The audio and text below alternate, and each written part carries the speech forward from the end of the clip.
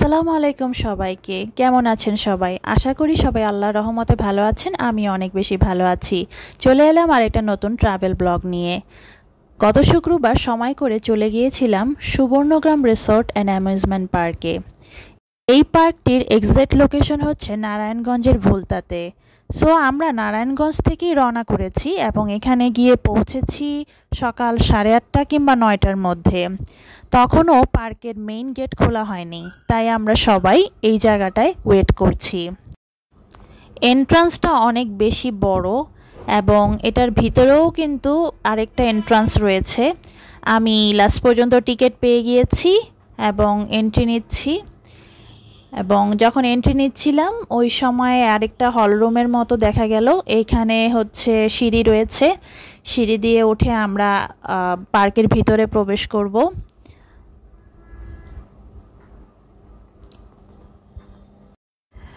চলে এলাম একদম পার্কের ভিতরকার এন্ট্রান্সে। এটাই হচ্ছে পার্কের ফার্স্ট লুক এবং এখানে রয়েছে বাচ্চাদের জন্য প্লেগ্রাউন্ড এবং বেশ কিছু দূরে দূরে রয়েছে বিভিন্ন ধরনের রাইড। দেখা যাচ্ছে যে এই পার্কটা আসলে সম্পূর্ণ কমপ্লিট না, কিছু কিছু রাইড এখনও কনস্ট্রাকশনের আন্ডারে চলছে। আমরা একটা গাড়ি নিয়ে নিলাম এবং এই গাড়ি করে অ্যাকচুয়ালি পুরো পার্কটা ঘোরার ইচ্ছা হলো। আমরা ছিলাম 22 জন, তাই দুটো গাড়ি ভাড়া করেছি, 11 জনে উঠলাম এবং পুরো পার্কটা ঘুরছি। পার্কটা আসলে অনেক বড়, কিন্তু কিছু কিছু কাজ এখন পর্যন্ত তারা কমপ্লিট করতে পারে নাই এবং বিভিন্ন ধরনের আইটেম তারা করার চেষ্টা করছে। হয়তো তাদের ভবিষ্যতে কোনো বড় ধরনের প্রজেক্ট রয়েছে। এখানে কিছু রাইড দেখতে পাচ্ছি। এই রাইডগুলো মেবি সকালবেলা চালু করা হয় না, বিকেল বা সন্ধ্যার দিকে ফুল চালু করে। আমরা অ্যাকচুয়ালি অনেক বেশি সকালে গিয়েছিলাম, এই জন্য অনেক কিছুই ওভাবে পাইনি। আর এটা রয়েছে স্পিড বোর্ডের এরিয়া এবং এই এরিয়াটা সবচেয়ে বেশি আকর্ষণীয়। আমি একটা বাচ্চাদের ট্রেনের সামনে দাঁড়িয়ে ছবি তোলার পোজ দিচ্ছি এবং এখন আমরা উঠেছি স্পিড বোর্ডে। স্পিড বোর্ডটা বেশ বড় ছিল, একসাথে 8 থেকে 9 জন উঠেছিলাম। আমার পাশে বসেছে আমার হাজব্যান্ড এবং পিছনে যাদের দেখা যাচ্ছে এরা আমাদের ভাই এবং ভাইয়ের বাচ্চারা। এই পুরো এরিয়াটা স্পিড বোর্ড দিয়ে ঘুরতে ভালো লাগছিল। বিভিন্ন জায়গায় বেড়াতে যাওয়া জীবনের একটা অংশ এবং বেড়াতে যদি না যাই তাহলে কিন্তু জীবন অনেক বেশি বোর হয়ে যায়। আমি কিছুদিন আগেও প্রচণ্ড মন খারাপ করে ঘরে বসেছিলাম এবং প্রচণ্ড বোর ফিল করছিলাম। এই জন্য এই ট্যুরটা আমার জন্য খুবই নেসেসারি ছিল, ভালো লাগলো। এখন এসেছি আমরা পার্কের অন্য আরেকটা জায়গায়। এই জায়গাটায় কিছু ডেকোরেশন আইটেম ছিল, বসার জায়গা ছিল। আমি কিছু ফুল ছিঁড়ে পোজ দিচ্ছিলাম। আর it is the most amazing item in this park, সেটা হচ্ছে সুইমিং পুল।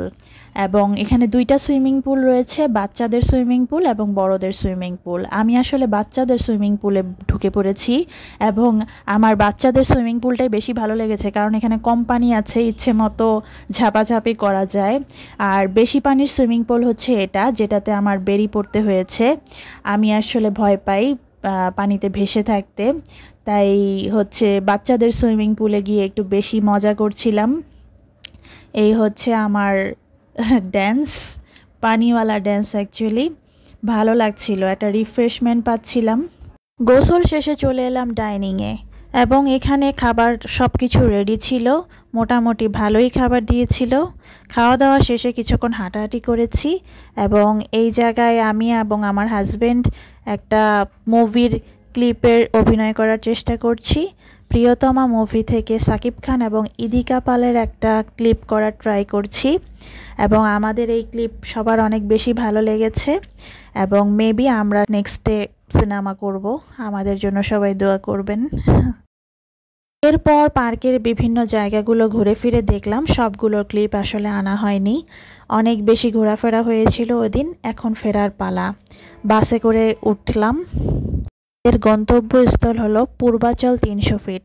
300 ফিটের একটা ধাবায় এসে পৌঁছালাম। এইখানে রয়েছে চালের রুটি, হাঁসের মাংস, চিতই পিঠা এবং অন্যান্য আইটেম। আমরা একটা ধাবাতে বসেছি এবং এখানে আমরা হাঁসের মাংস এবং চিটা রুটি বা হচ্ছে চাপড়ি পিঠা নিয়েছি, চিতই পিঠাও নিয়েছি। সবাই মিলে খাবারটা অনেক এনজয় করলাম, ভালো লাগলো। এই তো, এই ছিল আমার আজকের ব্লগ। আজকের মতো এখানেই বিদায় নিচ্ছি। আগামীতে অন্য আরেকটা ব্লগ নিয়ে ইনশাল্লাহ দেখা হবে আপনাদের সাথে। সবাই সেই পর্যন্ত ভালো থাকবেন। আল্লাহ হাফেজ।